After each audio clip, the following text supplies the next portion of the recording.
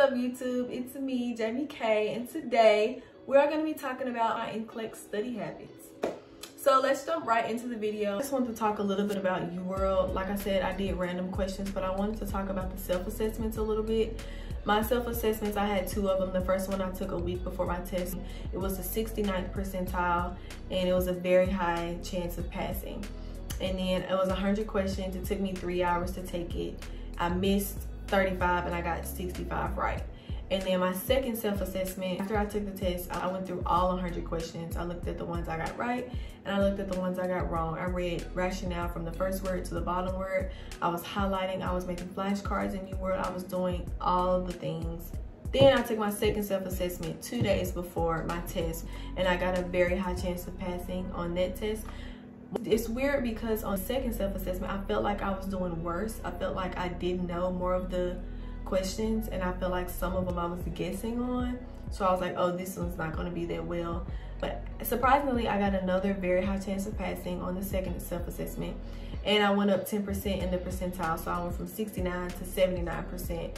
And I still did pretty well on the second one. Like I said again, the next day I reviewed all 100 questions, all the correct ones, all the incorrect ones, and it was very helpful for me to see why I missed a question. I can say that every single question that I missed was because I second guessed myself. For example, I had a question about where can you see petechiae on a person of a darker skin tone, and I automatically knew the answer without even thinking about, like, without even looking at the answer choices. I knew the answer was the buccal membrane and the eye. But then when I looked at the answer choices, I saw the membranes and I saw the eye answer, but then I also saw like palms of the hands and soles of the feet, and I saw other answer choices, and I changed my answer just because the other ones just look so good. Like, it's kind of like at a buffet and you know you want the macaroni, but then the mashed potatoes look so good. So you change your mind and get the mashed potatoes, and then when you sit down, you're like, I knew I wanted the macaroni. Why did I change my mind and get the mashed potatoes? That's exactly how it was. I knew it was the macaroni, and I changed it and clicked on the mashed potatoes. Why would you do that? And that's how all my questions were. I didn't know all of them, but I just ended up changing my answer, or I ended up not feeling confident about the one I felt like it was, the gut feeling, and I changed it. So second guessing myself and overthinking are my 2 biggest problems with me in test taking. So don't change your answer, go with your gut feeling, click it and move on. So everyone was saying that they had like a question schedule where they would do like 75 questions a day, 100 questions a day, just so they can get all of the questions done. With me, that was kind of different. I definitely did not get as many questions done as I wanted to get done. My goal was to get all 2,000 questions done and to review my missed questions and some of my marked questions. I didn't get anywhere near that goal at all. I didn't even get close to finishing the whole Qbank. I used 13% of the Qbank. So that means I used 274 questions were used and 1,904 were unused, and there's a total of 2,178. So my total percent correct was 60% correct out of the 274 that I did, and then total incorrect was 107. So I didn't even get through half of the UWorld questions, which was kind of upsetting for me, especially since most of my friends that passed said that they used all 2,000. I kind of started to get a little bit discouraged because I had only gotten through not even 300 questions.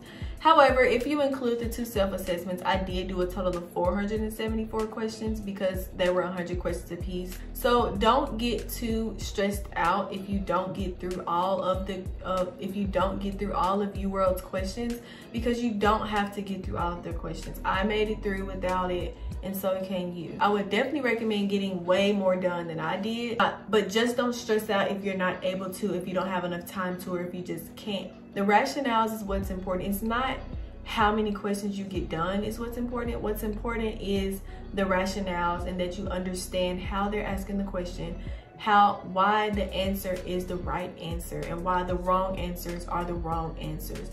That's what's important, and that's what I focused on. I didn't focus on doing 100 questions a day.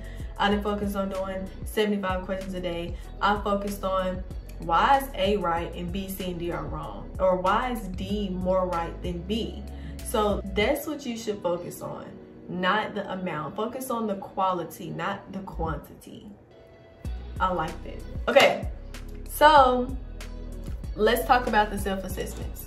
First self-assessment, I did it on March 4th. My score was a 65. The average is a 60. It was 100 questions.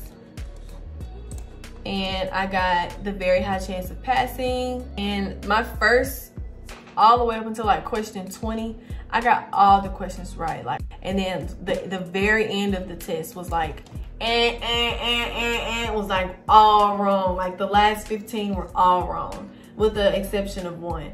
I don't know what happened. I don't know if it's because of the computer adaptive. So once you get a question right, it gives you a harder one, and it just got really hard towards the end. Or if I just kind of started getting tired, because like I said, it did take me 3 hours and it was 100 questions. So maybe I just started to get tired and I started like missing the questions. But either way, I started off strong, but I didn't end off too strong on the first test. So let's look at the second self-assessment test. I took this one on March 9th, another 3 hours. So on the second test, I got a 68 and the average was a 58. So I did pretty well. I got another very high chance of passing, 79th percentile.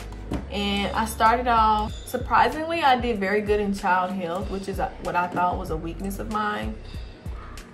But same thing with this test. I started off pretty strong, getting a lot of them right. And then I ended with, I did pretty better towards the end of these. Like I said, I felt like I was doing a lot worse on the second one, but in reality, I did a lot better on the second one.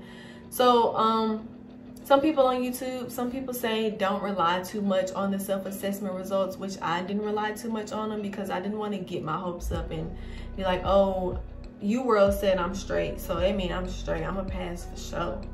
Just because UWorld said I'm a pass, that means I'm a pass. Like, this boosted my confidence, but it didn't guarantee me a pass. Like, it didn't give me a pass and say you're gonna pass. It just kind of gave me a boost of confidence, which is kind of what I needed a week before and 2 days before my test.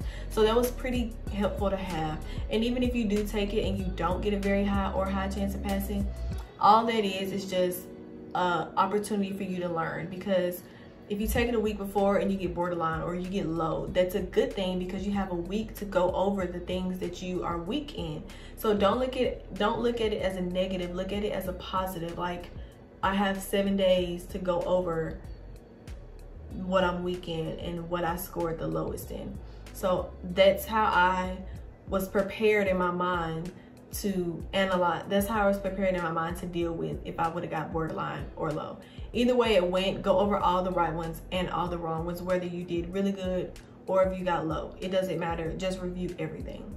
That's my advice.